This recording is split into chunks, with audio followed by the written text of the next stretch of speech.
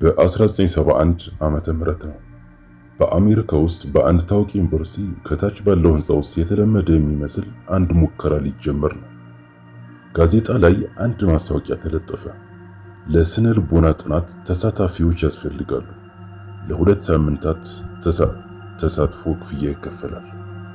ከ70 በላይ ተማሪዎች አመለከቱ። ነገር ግን ከእነሱ 24 ብቻ ተመረጡ። ሁሉም በጥንቃቄ ተመረመሩ።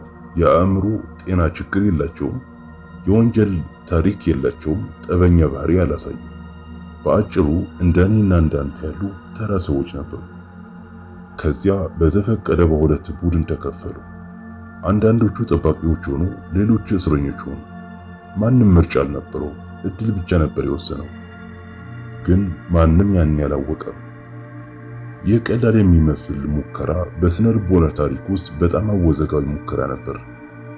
አንድ ጥያቄ፣ ሰው ጨካኝ ሆኖ ይወለዳል ወይስ ሁኔታዎች ነው የሚቀይሩት? ይህንን ጥያቄ ለመመለስ ነበር ይህ ሙከራ የተጀመረው። ግን የተገኘው መልስ ዓለምን አስደነገጠ። በዚህ ርዕስ ውስጥ አብረህን ከቆየህ አእምሮችን ከአስተዳደግ፣ ከማህበራዊ፣ ፖለቲካዊ እንዲሁም ሌሎች አቅጣጫዎች ሳያውቀው እንዴት ማንነታችን እንደሚቀርጸው ከሳይንሳዊ ትንታኔ ጋር እናየዋለን። እስከ መጨረሻው አብረን ከቆየ እንዲሁም ሰብስክራይብ፣ ላይክ፣ ሼር በማድረግ ቤተሰቡን። ሙከራው ገና ከመጀመሩ በፊት እስረኞች የተባሉት ተማሪዎች በፖሊስ በቤታቸው ተያዙ። ይህ የድራማ ክፍል አልነበረም። እውነተኛ ፖሊሶች ወደ ቤታቸው ሄዱ። በእጅ ካቴና አሰሯቸው፣ በመኪና ወሰዷቸው። ጎረቤቶቻቸው እያዩ፣ ጓደኞቻቸው እየተገረሙ፣ እነሱም ራሳቸው እንደ ወንጀለኛ መስማት ጀመሩ። ከዚያ ልብሳቸውን አስወልቋቸው፣ ዩኒፎርም አለበሷቸው እና ከዚያ በኋላ በስማቸው አልተጠሩ። ቁጥር 8612፣ ቁጥር 5486፣ ቁጥር 819። ከዚያ ቀን ጀምሮ ስማቸው ጠፋ፣ ቁጥር ሆኑ። አንድ ሰው ስሙን፣ ልብሱን፣ ማንነቱን ቀስ በቀስ ብትነጥቀው ምን ይቀረዋል? ይህንን በስነ ልቦና ዳይንዲቪጁዌሽን ይሉታል። ማለትም ሰውየው ራሱን እንደ ግለሰብ መቀነስ ማየት ይቀንሳል። እኔ ማን ነኝ የሚለው ስሜት ይደበዝዛል።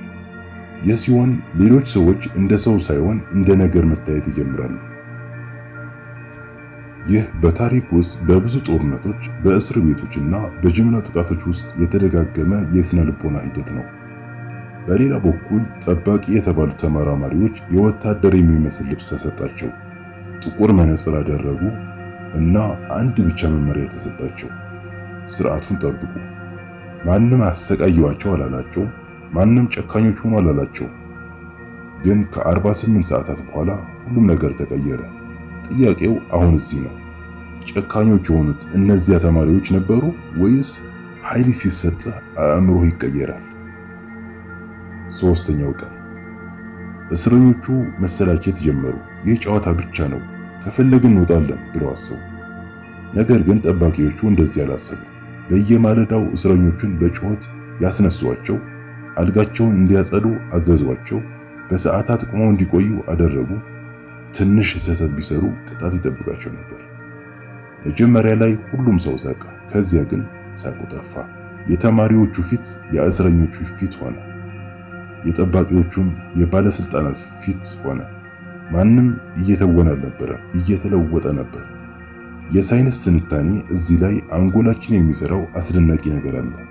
ሰው አንድን ሚና ሲደጋግም አእምሮ ቀስ በቀስ ይህ ሚና የእኔ ማንነት ነው ብሎ መቀበል ይጀምራል። ይህንን በስነ ልቦና ሮል ኢንተርናላይዜሽን ይሉታል። ማለትም መጀመሪያ ሚናውን ትጫወታለህ፣ ከጊዜ በኋላ ሚናው አንተን ይጫወታል።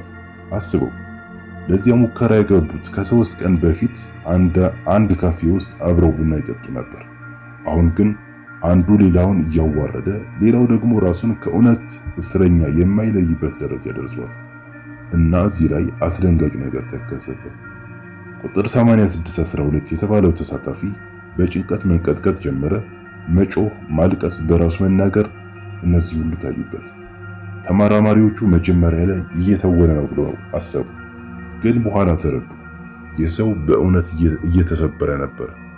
አንድ ጥያቄ፣ አእምሮህ የእውነት እና የተወነውን ሁኔታ ሁሉ ጊዜ ይለያል ወይስ አንዳንድ ጊዜ የምትጫወተው ሚና እውነት ነው ብሎ ያምነዋል?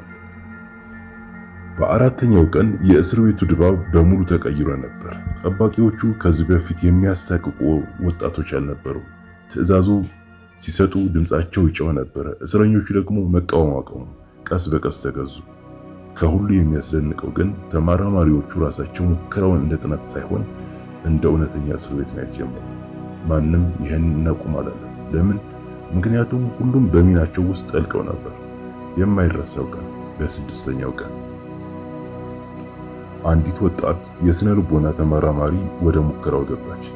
የተመለከተችው ሙከራ አልነበረም። ሰዎች በስሜት እየተሰበሩ ነበር። ከዚያም ዋናውን ተመራማሪ በቀጥታ ጠየቀችው። እዚህ ውስጥ ምን እየተፈጠረ ነው? እነዚህ ሰዎች እየተጎዱ ነው? ይህን ጥያቄ ሲሰማ ዋናው ተመራማሪ ለመጀመሪያ ጊዜ እንደ ውጭ ሰው ሁኔታውን አየው።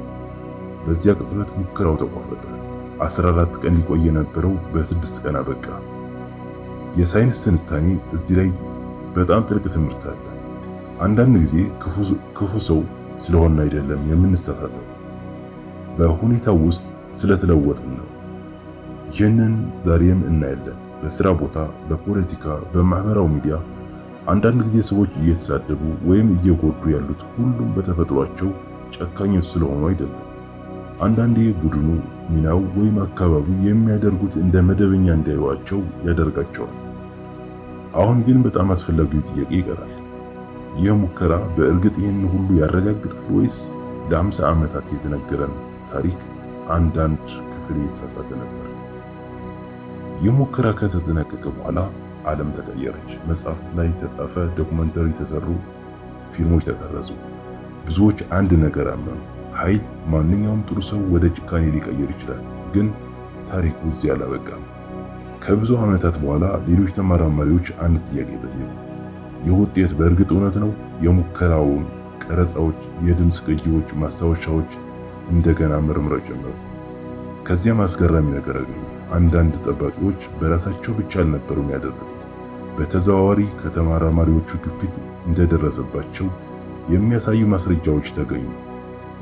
ሁሉም ጠባቂዎች ጨካኞች አልሆኑም። አንዳንዶቹ እስረኞቹን በክብር ይዙ ነበር። ይህ ምን ያሳያል? ሁኔታ ተጽዕኖ አለው፣ ግን ሁሉም ሰው ከአንድ መንገድ አይቀይረው። ይህ ምን ያሳያል? ሁኔታ ተጽዕኖ አለው፣ ግን ሁሉንም ሰው በአንድ መንገድ አይቀይረው። የዘመናዊው ሳይንስ ትምህርት ይህ የዛሬ ሳይኮሎጂ የሚለው ነው። ሰውን የሚቀይረው አንድ ነገር ብቻ አይደለም። አካባቢው፣ ኃይሉ፣ ቡድኑ፣ ማንነቱ፣ እሴቶቹ እና የግል ውሳኔዎቹ ሁሉም አብረው ይሰራሉ። ይህ ደግሞ አንድ ተስፋ ይሰጠናል። ሁኔታዎች ተጽዕኖ ቢያሳድሩብንም ሁሉ ጊዜ ምርጫ የለንም ማለት አይደለም። ስለዚህ ዛሬ የተማርነው ጨካኝ ሰው እንዴት እንደሚፈጠር ብቻ አይደለም፣ አእምሮአችን በማናስበው መንገድ በአካባቢው እንዴት እንደሚቀረጽ ነው። ስለዚህ ራስን አንድ ጥያቄ ጠይቅ። ዛሬ የምትኖርበት አካባቢ፣ የምትከተለው ቡድን፣ የምታየው ይዘት ምን እያደረገ ነው? ምክንያቱም አንድ ቀን የምትሆነው ሰው ዛሬ በየቀኑ በምትቀበለው ተጽዕኖ ውስጥ እየተገነባ ነው። አእምሮህን በተሻለ ሁኔታ ካወቅከው ህይወትን በተሻለ ሁኔታ ትመራለህ።